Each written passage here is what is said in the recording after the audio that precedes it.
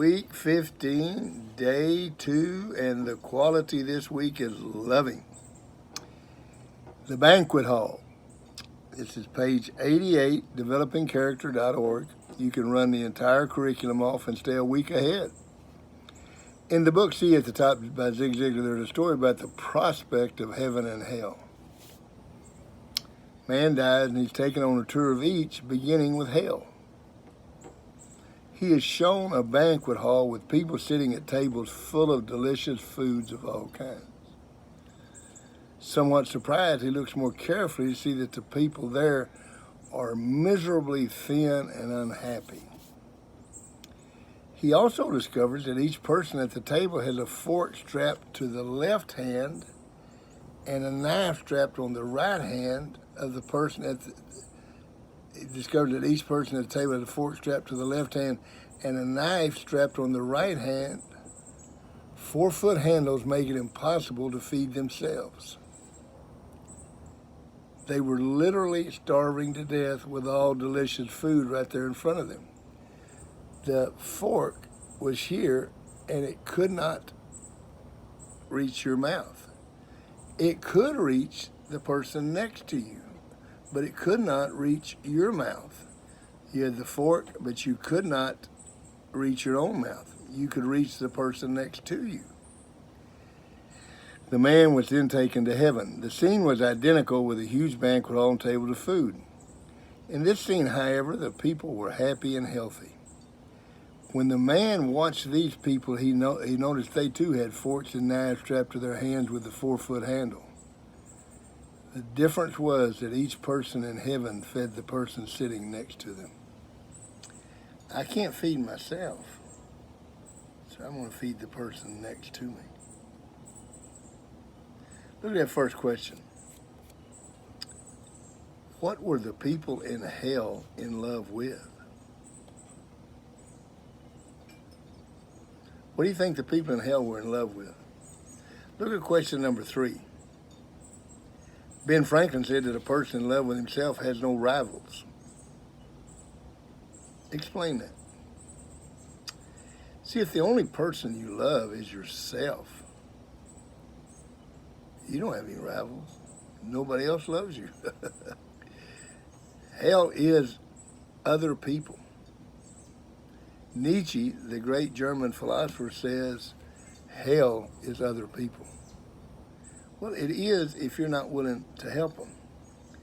What were the people in heaven in love with? What did they do? You know, when you sit down and you think about this quality, don't you think Martin Luther King had this quality? Here's a man that needed to sacrifice nothing. He was the pastor of a huge church in Atlanta with all the material benefits that you could have. And he risked and ended up getting killed to make life better for his people.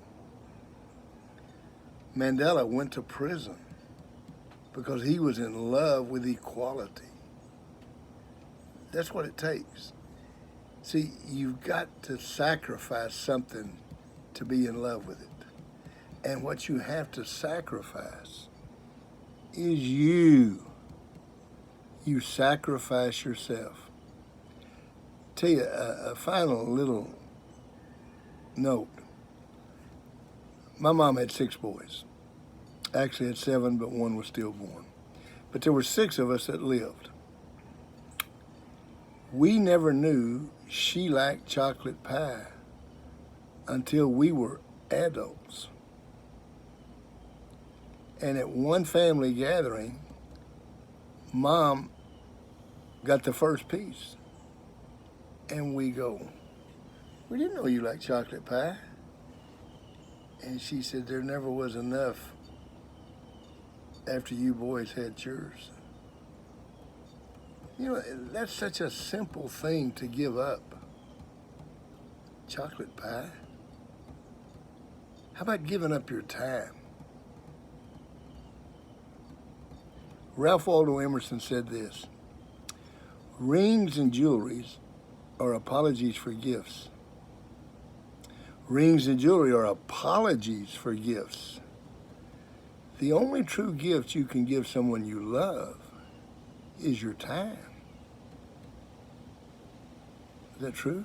Sure, it's true. Last year, our kids, and we have two, we have a daughter and a son, and they call and they say, Mom, what do you want for Christmas? Because they've worked hard and they've got some money and they could buy her some nice things. And she said, 2 hours. What? 2 hours? I just want to spend 2 hours, just me and you. Sit and talk, just you and I. Can you imagine what your mom would feel like if you walked in tonight and you said, Mom, let's just start spending an hour a week, just you and I, sitting and talking. Or your dad, or friends. If you just said, hey, let's spend some time together. You give up yourself if you develop the quality of love. Develop it today. See you tomorrow.